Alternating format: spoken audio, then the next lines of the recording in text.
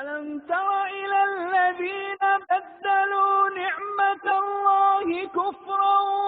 وأحلوا قومهم دار